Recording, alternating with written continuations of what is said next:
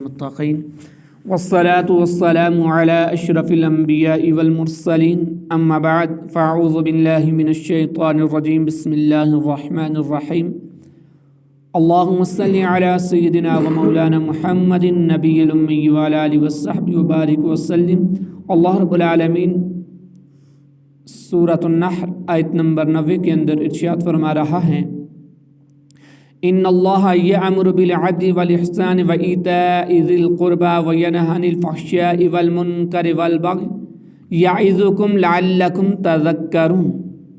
بے شک اللہ عدل اور احسان اور رشتہ داروں کو دینے کا حکم فرماتا ہے اور بے حیائی اور ہر بری بات اور ظلم سے منع فرماتا ہے۔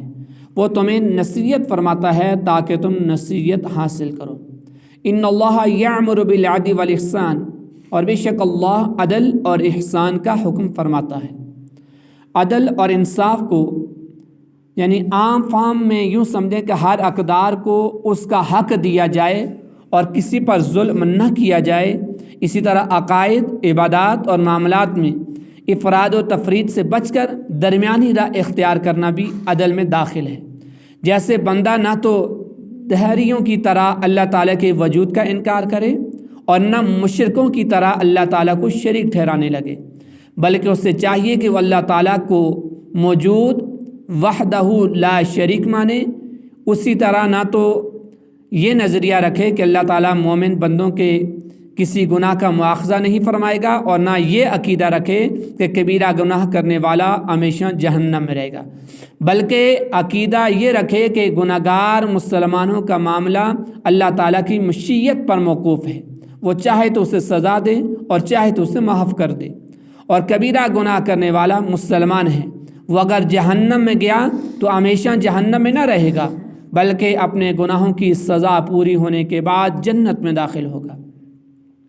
یوں ہی بندہ عبادت میں اس قدر مصروف نہ ہو جائے کہ اس کی وجہ سے بیوی، بچوں، عزیز رشتہ داروں، پڑوسیوں اور دیگر لوگوں کے شرعی حقوق ہی ادا نہ کر سکے، اور نہ عبادات سے اس قدر غافل ہو کہ فرائض و واجبات ہی ترک کر دینا شروع کر دے، بلکہ فرائض و واجبات اور سنن کی ادائیگی تو ضرور کرے، البتہ نفلی عبادات اور ریاضتات اتنی کرے کہ اس کے ساتھ ساتھ وہ لوگوں کے شرعی حقوق بھی آسانی کے ساتھ ادا کر سکے۔ ایسے ہی سخاوت کرنا بھی بہت عمدہ ہے، لیکن یہ نہ اتنی کم ہو کہ بندہ انسان یعنی بخل کے دائرے میں داخل ہو جائے، اور نہ ہی اتنی زیادہ ہو کہ وہ فضول خرچی میں شامل ہو جائے، بلکہ ان دونوں کے درمیان رہے۔ وَإِيتَاءِ ذِي الْقُرْبَى، اور رشتہ داروں کو دینے کا، یعنی رشتہ داروں کے ساتھ صلح رحمی اور نیک سلوک کرنے کا اللہ تمہیں حکم دیتا ہے۔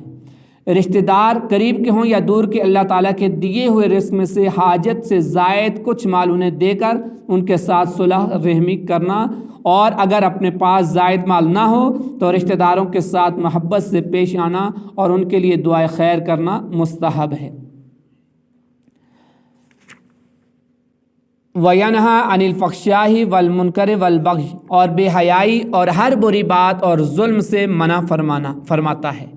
اس آیت کا خلاصہ یہ ہے کہ اللہ تعالیٰ نے ہر شرمناک اور مذموم قول و فعل سے، شرک، کفر، گناہ اور تمام ممنوعات شریعہ سے منع فرمایا ہے، تو عدل کا حکم دیا ہے۔ عدل اقوال اور افعال میں انصاف اور مساوات کا نام ہے۔ اس کے مقابل فحشاء یعنی بے حیائی ہے، اس سے مراد کبھی اقوال اور افعال ہیں۔ احسان کا حکم فرمایا۔ احسان یہ ہے کہ جس نے ظلم کیا اس کو معاف کرو، اور جس نے برائی کی اس کے ساتھ بھلائی کرو۔ اس کے مقابل منکر یعنی محسن کے احسان کا انکار کرنا پایا جاتا ہے۔ رشتہ داروں کو دینے، ان کے ساتھ صلح رحمی کرنے اور شفقت اور محبت سے پیش آنے کا حکم دیا ہے۔ اس کے مقابل بغی، اس کا مطلب اپنے آپ کو اونچا قرار دینا اور اپنے تعلق داروں کے حقوق تلف کرنا ہے۔ یعظکم، وہ تمہیں نصیحت فرماتا ہے، یعنی اس آیت میں جس چیز کا حکم دیا گیا ہے اور جس سے منع کیا گیا ہے، اس میں حکمت یہ ہے کہ تم نصیحت حاصل کرو اور وہ کام کرو جس میں اللہ تعالیٰ کی رضا شامل ہے۔ وَأَوْفُوا بِعَهْدِ اللَّهِ إِذَا عَاهَدتُّمْ وَلَا تَنقُضُوا الْأَيْمَانَ بَعْدَ تَوْكِيدِهَا، بعد توकीदिहा वक़द जअलतुमुल्लाह अलैकुम कफ़ीला इन्नल्लाह यअलमु मा तफ़अलून। और अल्लाह का अहद पूरा करो जब तुम कोई अहद करो, और कस्मों को मजबूत करने के बाद न तोड़ो, हालांकि तुम अल्लाह को अपने ऊपर ज़ामिन बना चुके हो। अल्लाह तुम्हारे काम जानता है। व आफ़ू बि अहदिल्लाह, और अल्लाह का अहद पूरा करो। इससे पहली आयत में अल्लाह ताला ने करने वाले कामों और न करने वाले कामों का इजमाली तौर पर ज़िक्र फरमाया, और इस आयत से बाज़ इजमाली अहकाम को तफसील से बयान फरमा रहा है। और उनमें सबसे पहले अहद पूरा करने का अल्लाह ज़िक्र कर रहा है, क्योंकि उसका हक़ को अदा करने की ताकीद बहुत ज़्यादा अता फरमाई। ये आयत उन लोगों के बारे में नाज़िल हुई जिन्होंने बैत रज़वान के मौका पर रसूल करीम सल्लल्लाहु अलैहि वसल्लम से इस्लाम पर बैत की थी। उन्हें अपने अहद पूरा करने का हुक्म दिया जा रहा है। हज़रत अब्दुल्लाह बिन अब्बास रज़ियल्लाहु ताला अन्हुमा फरमाते हैं, वादा ऐद ही की एक किस्म है। और हज़रत मैमून बिन मेहरान रज़ियल्लाहु ताला अन्हु फरमाते हैं, तुम जिस शख्स से भी ऐद करो तो उसे पूरा करो, ख्वाह वो शख्स मुसलमान हो या काफिर, क्योंकि तुमने उस अहद पर अल्लाह का नाम लिया और उसे ज़ामिन बनाया है। वला तनकुदुल ऐमान बाद तौकीदिहा, और कस्मों को मजबूत करने के बाद न तोड़ो। कस्मों को मजबूत करने से मुराद ये है कि कसम खाते वक्त अल्लाह ताला के अस्मा और सिफ़ात ज़्यादा ज़िक्र किए जाएं, और कसम तोड़ने की ममानियत मजबूत करने के साथ ख़ास नहीं बल्कि मुतलकन कसम तोड़ना मना है। या कसम मजबूत करने से मुराद यह है कि कस्तन कसम खाई जाए। इस सूरत में लग़्व कसम इससे क्या हो जाएगी, खारिज हो जाएगी। तो बहरहाल कसम खाना जायज़ है, मगर जहाँ तक हो सके कम कसम खाना बेहतर है। और बात पर कसम नहीं खानी चाहिए। बाज़ लोगों ने कसम को अपना तकिया कलाम बना रखा है। कस्तन और बिला कस ज़बान पर कसम ही जारी होती है, और इसका भी ख्याल नहीं रखते कि बात सच्ची है या झूठी। ये सख्त मायूब है। और दूसरी बात कि गैर खुदा की कसम मकरूह है, और ये शरन कसम भी नहीं, यानी इसके तोड़ने से कफ़ारा लाजिम नहीं।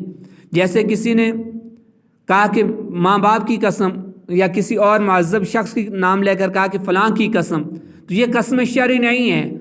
और अगर किसी ने इस तरह की कोई कसम तोड़ी तो उस पर कफ़ारा नहीं, जब तक वो अल्लाह के ज़ात का नाम लेकर या अल्लाह की सफ़ाती नामों का नाम लेकर कसम न खाए।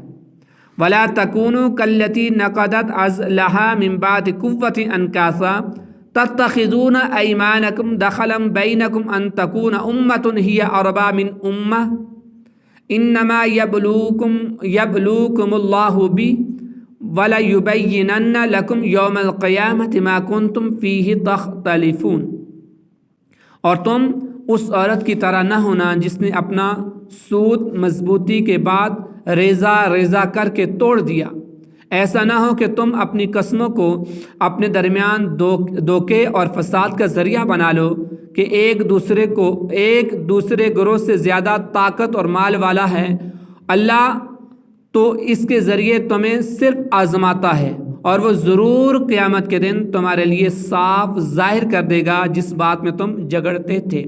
वला तकूनु, और तुम न हो जाना, यानी तुम अपने माहिदे और कस्में तोड़कर उस औरत की तरह ना होना जिसने अपना सूत मजबूती के बाद रेज़ा करके तोड़ दिया। मक्का मुकरमा में रब्ता बिनते अमर नामी एक औरत थी जिसकी तबीयत में बहुत वहम था और अकल में फतूर। वो दोपहर तक मेहनत करके सूत काता करती और अपनी बांदियों से भी कतवाती, और दोपहर के वक्त उस काते हुए को तोड़कर रेज़ा कर डालती और बांदियों से भी तड़वा देती। यही उसका मामूल था। आयत का माना यह है कि अपने अहद को तोड़कर उस औरत की तरह बेवकूफ़ ना होना, यानी पूरा दिन मेहनत करती, मशक्क़त करती, और दोपहर के बाद क्या होता कि जो उसने काम काज किया होता उसको तोड़ देती। तो अल्लाह फरमा रहा है कि तुम भी अपनी कस्मों को मजबूत करने के बाद न तोड़ो। तत्तखिज़ून ऐमानकुम दखलन बैनकुम, ऐसा ना हो कि तुम अपनी कस्मों को अपने दरमियान धोखे और फसाद का ज़रिया बना लो।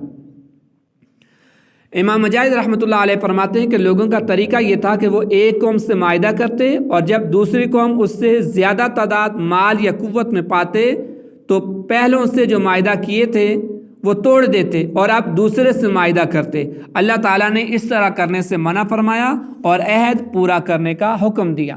یعنی جب کسی سے کوئی معاملہ طے کر لیں، کسی سے کسی چیز کی خرید فروخت کا معاملہ ہو یا کوئی اور معاملہ ہو، جب ایک شخص سے معاہدہ طے ہو گیا، بات ہو گئی، تو اب دوسری جگہ آپ کو اس سے زیادہ نفع ملتا ہے، منافع ملتا ہے، تو آپ اس کی طرف راغب نہ ہوں، بلکہ پہلے عہد کو یاد رکھیں کہ میں نے پہلے ایک شخص سے عہد کر لیا ہے، اس کے خرید فروخت کی بات کر دی ہے، اب اسی کے ساتھ اگرچہ تھوڑا نفع کم ہے، اسی کے ساتھ یہ لین دین کرنا ہے۔